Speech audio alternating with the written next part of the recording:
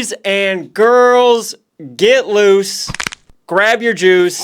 It's Casual Samuel. Let's talk hoops. And today, taking another trip down prediction lane. This time, going around the block of the Western Conference. Like I told you in the last video, this conference is going to be so much harder to predict than the Eastern Conference. There's some dogs in the Western Conference. Let me tell you what. Similar to last week, right off rip, kind of having the Cooper Flag sweepstakes, running that back again as well.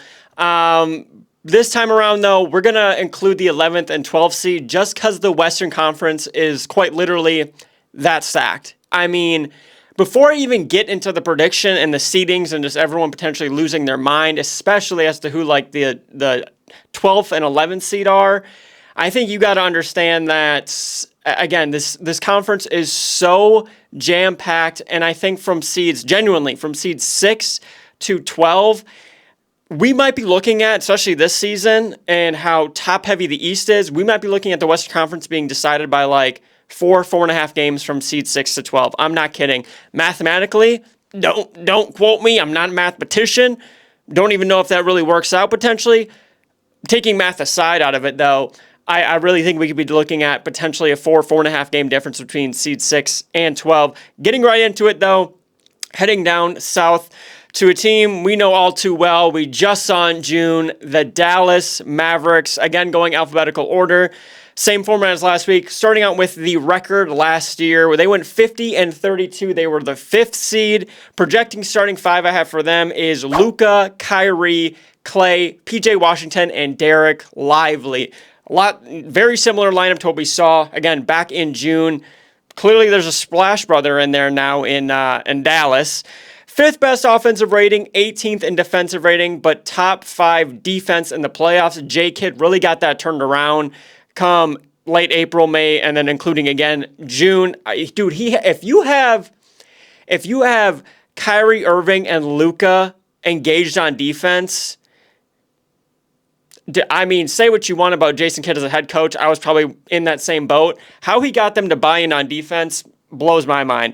And they were also top 3 in three-point shooting. We kind of knew that. They were chucking as well. The one major thing, though, they lost their point of attack defender in Derek Jones Jr. But if Clay is even a fraction, and I mean a fraction above 40% shooting from beyond the arc, I mean, good luck. I think tied with that, the next point, is this the year that Luka gets MVP? I think so. I think this team is going to be gross, to be honest. I mean, they're going to, I think, pick up right where they left off. I mean, they lost Derek Jones Jr., like we said before. Josh Green also, I think, was a departure. Outside of that, though, I mean, they brought in Najee Marshall. As a whole, this team is so well-rounded. Luka's going to be Luka and putting up disgusting numbers. Like, I'm thinking like a 28-point... we might see out of Luka this year, depending on the usage and stuff, like 30-plus points, 8 or 9 assists, and then like 7 rebounds. It's going to be gross. I think their final record will be 56-26. I think they're going to be the 2nd seed again. Probably you could argue a top 5 team overall in the NBA, like just even roster on paper before even season starts. Some people might even say top 3. Dallas Mavericks, they're gonna make some noise in the West in a very, again, loaded Western Conference, which is gonna be very hard to do. Moving to the Mile High City in the Denver Nuggets, they went 57-25 last year. They were the 2nd seed. I project their starting 5 to be Murray. I have a question mark for the shooting guard for Christian Brown. It might be Strother. We'll find that out. Michael Malone's going to keep his cards close to his chest. Like, he's not showing anything. MPJ, I don't think they're really loving that contract now. Aaron Gordon and Jokic at the 5, obviously. Top 5 offense, top 8 defense, lowest three-point frequency, which is pretty interesting to me. Considering I feel like when I watched Denver Nuggets games, it didn't feel like they were just settling for like 2s or driving a lot. Maybe that's a low IQ, ball IQ take. I don't know. They were the lowest three-point frequency. They did have, though, on the other end of the spectrum, the highest 2-point frequency, which I guess makes sense going hand. Oh, my God! not free agency, front office treating second apron like, I have examples here. The front office is treating the second apron now, especially with these new rules, like Voldemort, Bloody Mary, Beetlejuice. Like, the analogy I'm trying to make is you can't even bring up second apron in any of their facilities because they are so clearly terrified of paying like even the slightest tax. Bruce Brown, gone. KCP, gone. Hey, we brought back Najee, though, and he's probably going to get little to no minutes. Like DeAndre Jordan's getting minutes over him. They're just, I think, petrified of the second apron. Them dropping KCP because they did not want to go in the second apron, I think, is going to cost them this season. And the final kind of point I have tied with that is, oh my God, ready to maybe close it, but I think there's a good argument or group of people that will say this. Like, is the window closed? Like, is the window already closed in Denver? You can make that argument. Front office is not. They're not treating it like it's Jokic's prime when it is Jokic's prime. I think their final record, I think they dip a little bit. They go 50-32. Again, West, you're going to hear me say time and time again throughout this video, West is ridiculous. 50-32, I think they'll be the 4th seed. I think it'll be a tiebreaker, though. We'll get to that tiebreaker in a little bit. We won't reveal it now, but I think there's going to be a tiebreaker involved as to why they're the 4th seed. Next up to the West Coast, though, the Golden State Warriors. They went 46-36 last season. They were the 10th seed. I project their starting 5 to be Steph Curry, Buddy Hield, Kuminga, Draymond, and I would guess Jackson Davis gets the nod from Kerr to start. I think I think there's maybe a little bit more of a lob threat there than what they'd get out of Kevon. But also, Kevon has the experience in the system. We'll find out. Top 10 offense, 15th defensive rating. The 15th defensive rating actually surprised me. I thought their defense was a lot worse than it was. I thought they were going to be like bottom 20 in the league for sure. And they had the second most three-pointers made per game. My big thing with the Warriors, especially last year, Steph played 74 games. He hasn't broke 70 plus just in general. He hasn't broke 70 plus games since 2010. And with that, so keep this in mind, Steph played the most games since like 2010, since like Modern Warfare 2 was out. Draymond also with that shot nearly 40% from 3, and yet they were the 10 seed. Oh, hell no. I understand there was the Draymond drama. There was like the Clay coming off the bench. There was drama here and there. Pods was nice, though. Kuminga had a probably better season than people expected. All of that combined, and you ended up with the 10 seed.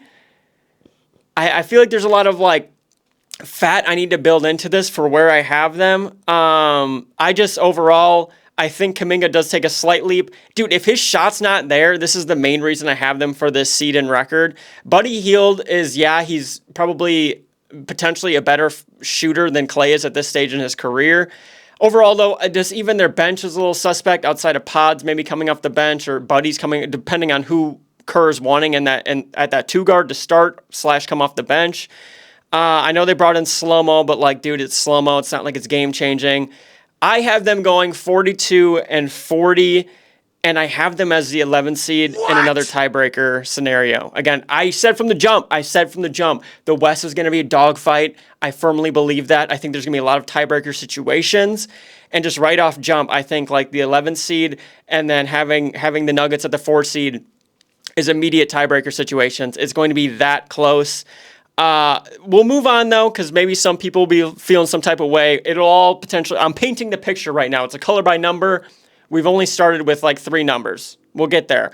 Next up, though, back down to Texas to the Houston Rockets. They went 41-41, 500 last year. They were the 11th seed. Projected starting 5, I have Fred VanVleet, Jalen Green, Dylan Brooks, Jabari Smith Jr., and Şengün. 20th offensive rating, 10th defensive rating, and kind of just below average shooting stats just across the board. You can just kind of take a brush, and that's what they were kind of shooting last year, was kind of middle, below mid. But here's the thing with the Houston Rockets, and I might be ruffling feathers here, these last 2 teams.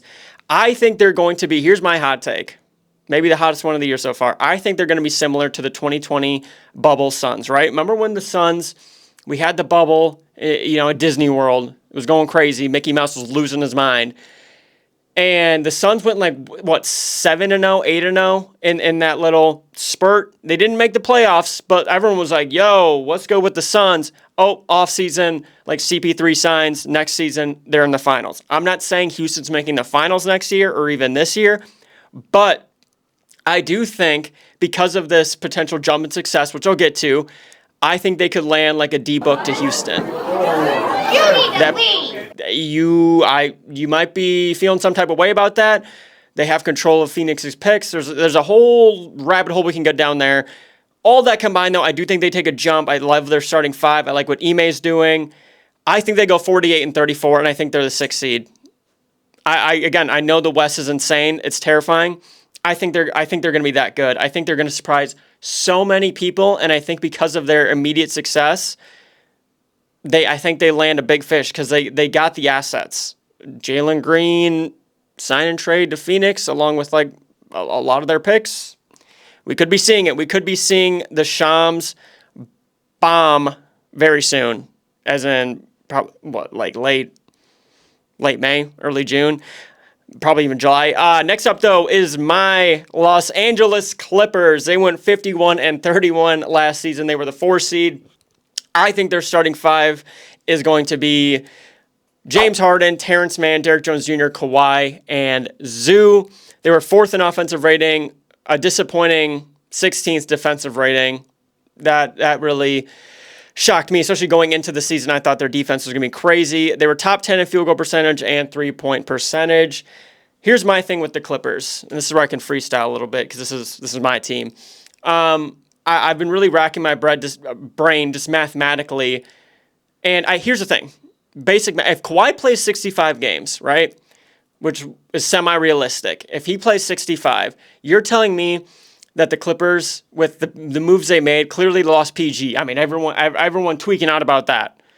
They lost PG, but they brought in Chris Dunn, Derrick Jones Jr., Kevin Porter Jr., brought back Nico, brought in Mo Bamba. Like, they brought in a lot of extra pieces, especially defensive-minded pieces. You're telling me when Kawhi plays those 65 games, they can't win like 37 of them? That's almost like they would go 37-28. You don't think, like, let's say in those 65, they couldn't win 37? Because what I'm getting at is, in those remaining 17 games, right? Because we're taking 65 plus 17, 82. You just got to go like 6-11 in those. You're way below 500, and you end up with around like 43 wins. I think that's very possible. Ty Lue, I think, is a great coach. They brought in Van Gundy. I love the extra pieces they brought in personally. I think there's probably going to be a move to be made. I mean, it's very guard heavy as it is. Jordan Miller's balling out in the preseason as we speak. So with all of that, I think their record going to this season there's going to be Kawhi drama, James Harden, everyone's going to be ready to be foaming at the mouth to say he's washed. I think they go 44-38, and I think they're the 10th seed. I think that's fair. I don't think that's biased by any means. And I think the reasoning backs it up. Maybe I'm tripping out for that whole 65-game thing. Let me know down in the comments if you think that's crazy. I think that's fair and not biased, though, in my opinion. Next up, though, to the Los Angeles Lakers staying in LA. 47-35 last season. They were the 7th seed. I think their starting five will be D'Lo, Austin Reeves, LeBron, Rui, and AD. They had the 15th off. They were 15th in offensive rating, 17th in defensive rating, lowest amount of three-pointers attempted. They were just, hey, in the 2-1-3, they didn't want any part of the three. Oh, bro. They were allergic to shooting threes. And when they did, I don't think they were falling, to be fair, either. But they were top 5 in effective field goal percentage. When's the trade, Rob and Rich? That's the first thing I got here. When is the trade? Is it Anthony? Are they going to try and go really big fish and just get the biggest name, Trae Young or something? Like, when's the trade? It's going to go down at some point before February, so you know it's going to happen. I have here, JJ has his hands full with just a garbage bench and center depth. I mean, Jackson Hayes and Christian Wood, who's not even healthy, backup 5 to AD, an AD that doesn't even love playing the 5. Similar to Curry. Still touching on AD. Huh? most games. He played 76 games last season. He played 76 games last season, and they were the 7th seed. That's the most games AD, unless I'm corrected wrong. Hopefully, editor Sam tells me. That's the most games he's played in his entire NBA career, and they were the 7th seed. And LeBron was relatively healthy and had his normal 25, 7, and 8 type season. With all that, new JJ, old man in the 3, coaching Lake Show, I think they go 46 and 36, a small step back, and I think they're the A seed. I think they take a step back to the A seed, and I think JJ's gonna have his hands full, like I said, man. I mean, going into arguably one of the biggest franchises in the NBA and trying to coach LeBron, that's a lot. I think it'll be, again, reality TV, like I said in the watchability video, watching that team.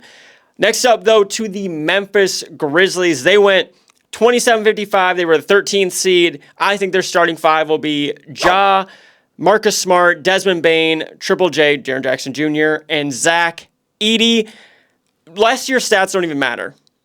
We're not even touching on last year's stats. You probably already know the story. They had 100 players in and out. Everyone was hurt. I think they broke the NBA record for most players to play on a team in a single season. It was ridiculous. Ja, Smart, and Triple J have to stay healthy. Dude, I'm going to need the 3 of those grown men to not see a man or woman in a white coat doing a diagnosis on their knee, ankle, shoulder, whatever it may be. Dude, stop going to the doctor's office. I need them. It's out of their control. I get it. But for their success, it's tied to those 3 and staying healthy. I will say, too, good luck trying to score in the paint. Zach Edey and Jaren Jackson Jr. should, at least on paper, have that paint locked down. That paint defense is going to be nasty. And even if Marcus Smart is 2/3 of the defender he was 3-4 years ago, not even Defensive Player of the Year Marcus Smart, if he's even just 2/3 of that, it's going to be a pretty decent defensive team. I could see them being top 10, top 12, because I just don't know how much defense Ja and Desmond Bane really bring. And even off the bench, I don't think there's a lot of defense. Gigi Jackson, Luke Kennard, there's just not a lot of defensive guys that come to the top of mind.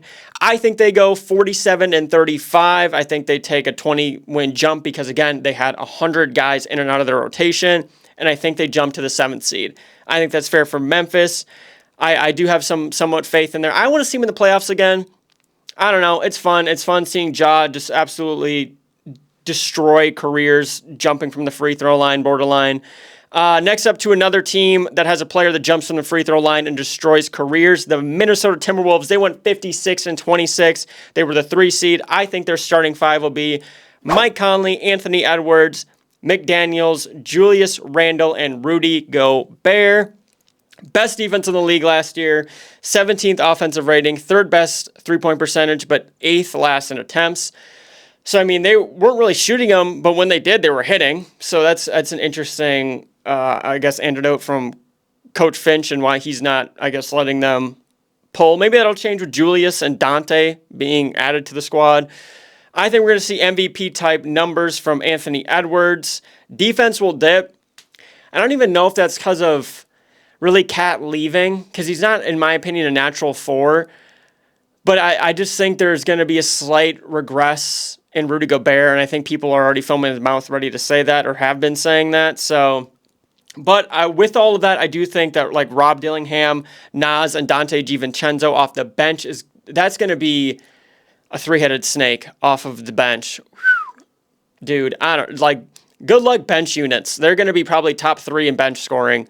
And I get Rob's a rookie, but already from what we've seen in preseason, dude, he's nasty. And then you pair that with Naz Reid, and then also I think Dante coming off the bench is a cheat code. Yeah, Minnesota's gonna be chilling. Again, I think Ant's gonna have MVP type level numbers. I see them going 54 and 28. It seems like a dip. Again, Western Conference is ridiculous. It's going to be so competitive. Every night's going to feel like it's you're not going to know who's going to be winning that game. It's going to be that competitive. I see them being the 3 seed, staying put. I think 54 wins is enough to get you that 3 seed. Again, in this absolutely competitive, like, again, 1 through 12 Western Conference. Next up, though, to the New Orleans Pelicans. They went 49-33 last year. They were the 8th seed. I project their starting 5 to be C.J. McCollum, DeJounte Murray, Brandon Ingram, asterisk, I guess, for now, Zion Williamson, and I put 100 dots because, dude, their starting center as it stands right now, and I touched on it and the watchability and why I kind of ranked them where I did. Their starting center is Daniel Theis. We'll get into that. They were 11th in offensive rating, 6th defensive rating. They had effective field goal percentage, also a 6th. So they were 6th in defensive rating and effective field goal percentage, tied hand in hand. Dude, their big man depth is awful. It's so bad. It's so bad. I think they're just praying the rookie they just drafted has like a Derek Lively type rookie season. Because I think what their thing is, we'll start Theis to begin the season and then just kind of, I can't even, dude, it's just, it actually, you see what it's doing in my brain, trying to figure out this front court that the Pelicans are going to have to deal with. I think the CJ Murray fit is ugly. I don't love it on paper. We'll see. I know there's that meme, I'll probably throw it up, of like, this team has no aura. It was like at their media day. Dude, that backcourt has no aura. CJ and DeJounte Murray I don't like it, and I think the Brandon Ingram drama will be distracting. And then I guess the last thing I have here is Slim Zion might pop off. We'll find out. Either way, I think they'll go 45-37, and I think they'll be the 9th seed. I think that's fair. I think they will pull the trigger on some sort of Brandon Ingram trade and maybe hopefully get a big man out of it. I don't know where he'll go, but hopefully they get some sort of center rotation that isn't Daniel Theis as your starting 5. I think that's fair for them, though, to be honest. Next up to a team that is going to be one of the most fun to watch in the league, the Oklahoma City Thunder. They went 57-25 last year. They were the 1 seed. I think their starting 5, dude, we're both going to take a little shot of Pepto because this is that gross of a starting 5, right? Shea, Caruso, Lou Dort, Jalen Williams, and Chet Holmgren. Dude, that starting 5, like I got acid reflux here in early October, and the season doesn't start for like another 2.5 weeks. Gonna be nasty as it was last year, dude. They were already 3rd offensive rating. They were already top 4 in like defensive rating, top 3 in effective field goal percentage, true shooting percentage, and they had the best 3-point percentage. They were just eating up all the stats. They had the 2nd best starting 5 in the league. Shea MVP type numbers. Caruso, Dort, Chet defense will be hell. There's already been like clips from their preseason. I think they've played maybe 1, but like Caruso just being an animal on the wing, going between literally corner to then like elbow. It's ridiculous. And then you add in Chet who's going to protect that paint. And then Lou Dort is just a brick of a human being, and he's also an all-time defender. Dude, this team's gross. I almost want to move on because they're going to be so insane. I have them going 60-22, and I have them as the 1 seed. And it sounds crazy because if you compare the 2 videos, that would make them have the best record. I think OKC is going to be that good. Not anything with Boston. I think they might have a little bit. I think Boston might have a very, very small stretch where they go through like the hangover of winning a championship. Maybe that's the beginning of the season, or maybe that's near All-Star break. I think OKC is still hungry. They're obviously young. I think they end up with the best record in the NBA next season. I'm that confident in OKC. Next up, though, is the Phoenix Suns. They went 49-33. They were the 6th seed. I think their starting 5, it's not what I think it should be. I think this is what Coach Bud's going to do, unfortunately, is Tyus Jones, Bradley Beal, Book, KD, and Yusuf Nurkic. They were top 10 in offensive rating and defensive rating, top 5 in true shooting percentage and 3-point percentage. Beal should come off bench. That's what tying in right away. Bradley Beal should be coming off of the bench. Coach Bud won't do it. I've already seen even rumblings of like other people agreeing and saying that like he should be coming off the bench. No doubt about it, though. Bench is extremely sus, and I think this is a last dance for Book and KD. I think this is where I think it gets wrapped up. I think this is it for them. I think they're going to disappoint in the playoffs, and disappoint I mean they get knocked out in the first round. And I see them going 50-32, and I see them as the 5 seed, and I think they lose that tiebreaker to Denver. That's why I see this being the last dance. I see them losing in the first round to Denver if they match up 4-5. I think that's it. I think if Houston does make that enticing offer of maybe the young talent, maybe Jalen Green does have a really good season, but they got their eyes more on like win now, and they want Book. They throw in Phoenix's picks again. They get Jalen Green. I don't know. I think 50-32, though, and the 5 seed is fair for Phoenix. Going to Portland for the Portland Trailblazers. They were 21-61 last season. They were the 15th seed. I think they're projected starting 5 because now we got the report that Shaedon Sharpe might be out for a bit.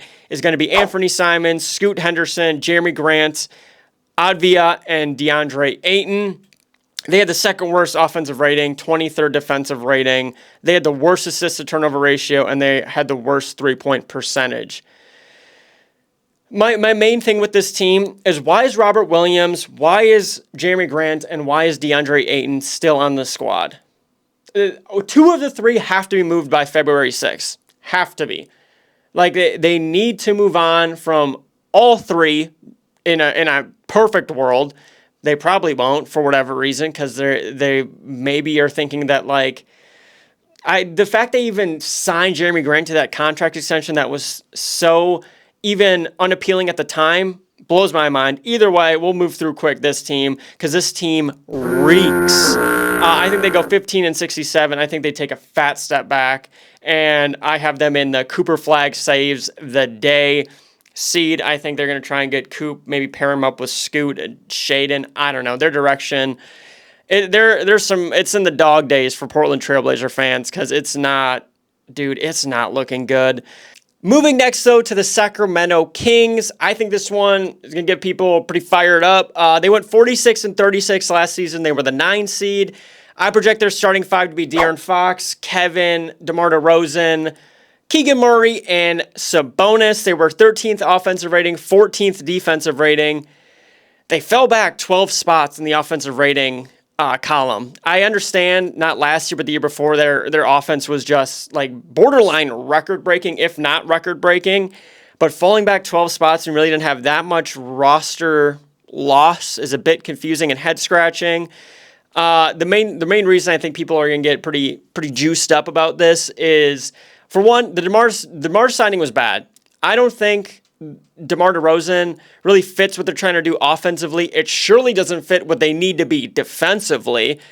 Outside of Malik and Keon Ellis, their bench blows. I mean, dude, you got Alex Len and Trey Lyles. Trey Lyles, whatever. But like Alex Len, dude, it feels like he's been in 2K since like 2K8. West is just too deep. I know it's kind of been like the whole kind of theme. West is too deep, but again, I just don't see what DeMar really does for them. I think if anything, he might slow their offense down. Hopefully Kevin's back to shooting like he was 2 years ago. Overall, again, when I say this record and seeding, it's just how competitive the West is. I have them going 42-40, and I have them as a 12 seed.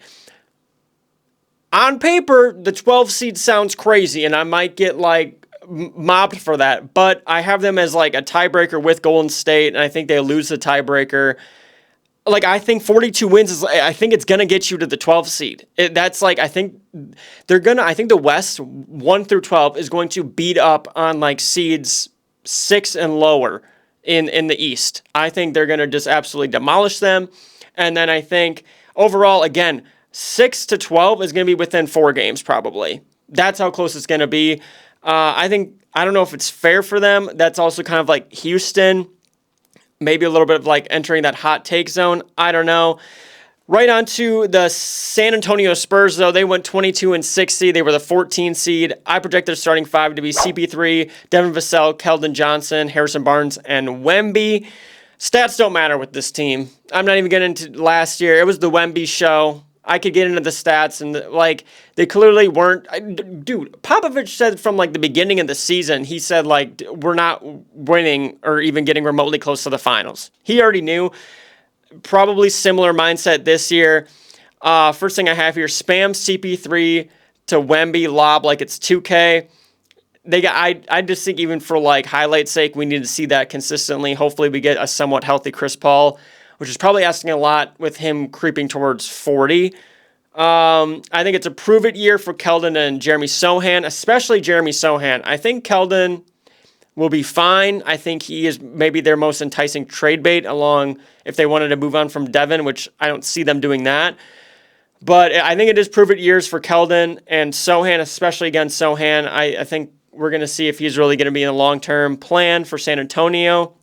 Stephon Castle will blossom with CP mentorship. I think that's going to be a perfect almost situation that like Shea had in OKC. I think hopefully he learns a lot from Chris Paul and can develop into the guard that's going to be perfect for Wemby at the end of the day. I see them going 26 and 56. And for the seed, I have Coop and Wemby. I beg Adam Silver. I think Stephon, Vassell, Wemby, and Cooper Flag would be fun. I don't know. Devin Vassell can hit shots. Castle's going to be a nasty defender. Hopefully he starts to hit shots. I think it'll be fun. That's where I see them going, though. And last here, the Utah Jazz. They went 31-51 last year. They were 12th seed. I have them as projected starting 5. Keontae, Colin Sexton, John Collins, Lowry, and Kessler. They had the worst defensive rating. They were 18th in offensive rating. What timeline are we forcing here, Danny? That's my first thing in the notes. I mean, I get to an extent bringing back Lowry, but the timeline's so janked. Like, I think I would have much, at least from an NBA fan's standpoint, seen Lowry go to an actual competitive team. I guess that doesn't matter now, though. Similar to what team? The Portland Trailblazers. Similar to the Trailblazers, I'm going to need to see John Collins, Colin Sexton, and Jordan Clarkson get moved before the deadline or at the deadline. They have no business being in Salt Lake City for what this team is trying to do, which is, I think, hard reset, rebuild. I don't see them in any part of their future in Salt Lake City, so hopefully they move on from them. Danny Ainge will probably get somehow 6 first-round picks for those 3 guys. I think their final record in seed will be 23 and 59, and for their seed, I have them as Cooper Flag is on Mom Talk. Hey, yo, maybe Cooper Flag ate up Secret Lives of Mormon Wives. I don't know. With that, though, that's how I at least think that the Western Conference is going to shake out. Again, I think it's going to be so competitive. It's going to be much more competitive than the Eastern Conference, which is, again, so very, very, very top-heavy. There is a top-heaviness-ish to the Western Conference. I think it's more like 1 to 3 deep compared to like 1 to 4, and then it's just a pretty significant drop-off in the East. Do you agree, though? Do you think OKC will repeat as the 1 seed? Who do you think just misses the play-in?